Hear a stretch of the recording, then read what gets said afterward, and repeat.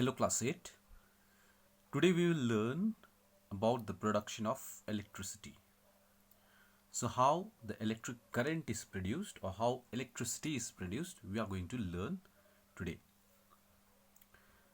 All elements or all objects are made up of atoms, and the atoms are further formed of subatomic particles like electrons, protons and neutrons. Electrons are negatively charged particles, protons are positively charged particles, and neutrons are electrically neutral. This you have learned in chemistry in your class 8 chemistry. Okay, so here is the nucleus which contains the protons and the neutrons. Okay, and that's why the nucleus will be positively charged because it contains all the protons inside. So nucleus being positively charged, it attracts all the electrons outside the nucleus which rotates in the shells, okay, or orbits.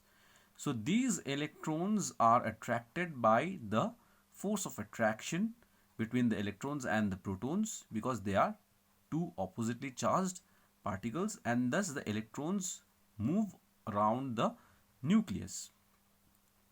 So this is the picture of a carbon atom where you can see the two electrons are in the first shell or at the first orbit, and the second shell or the second orbit has 4 electrons. Always we see that the electrons and the protons are equal in number. So the number of electrons is always equal to the number of protons. This is the reason the two charges being equal in amount, the substance or the object whichever we touch will be electrically neutral. So electrically neutral means it will not have any charge, neither it will have a positive charge, neither it will have negative charge, because both the charges will cancel each other and they will become electrically neutral. Suppose if there is any charge extra in any of the object, then we'll call it as some kind of static electricity. So over here, while rubbing a comb in a dry hair, all of us know that the comb can attract bits of paper. And also sometimes, when the charge is there in our body, okay, this kind of phenomenon can be observed. Over here this kid has his hairs, okay, in this manner because of the electric charge which is static. So this kind of electricity is called static electricity. Static means it will not flow, but it will be there within the body itself. We all know that a copper is a very good conductor of electricity. Here is the picture showing the atomic structure of copper, where there are 2 electrons in the first cell, 8 electrons in the second one, 18 in the third one, and the last one contains 1 electron. So this 1 electron is called as valence electron, and this will act as a free electron. So because of this free electron itself, the electron can move out of its orbit and can carry the charge of electricity. That's why it is the good conductor of electricity. Now, talking about free electrons, a good conductor will have its free electrons which can move randomly in any possible direction. So here you can see that all these free electrons are randomly moving in all possible directions, and these are the metal atom, means it is the atom itself, and the electron which is outside at the outermost valence shell will be free to move randomly in any possible direction.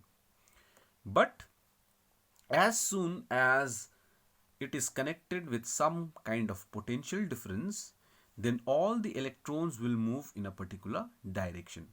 Now this direction, whether it will move towards right or left, will be determined by the force which drives it outside.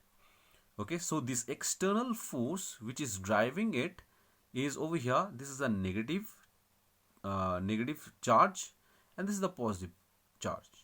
So when the negative charge is kept over here, when it is connected to this part of the conductor, then the negative charge will repel all the electrons because electrons are negatively charged.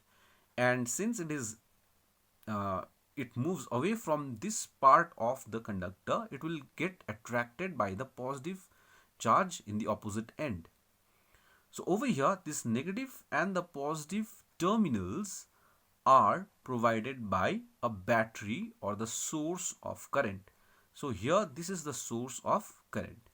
So always remember that when you have the same charges, they always repel each other.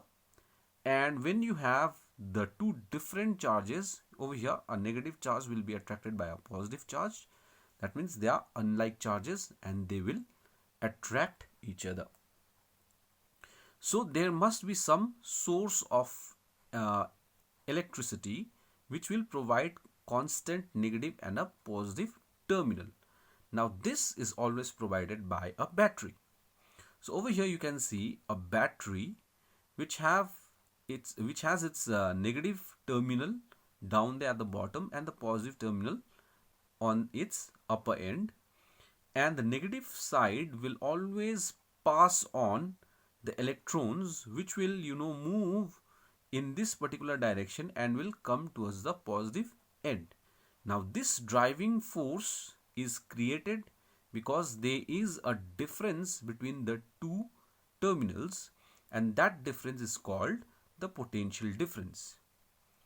So potential difference means this is the higher terminal, or we can say the positive terminal, which will always attract the electrons towards itself, and this is the negative terminal, that is which is sufficient in electrons, and it will always provide electrons to the conductor.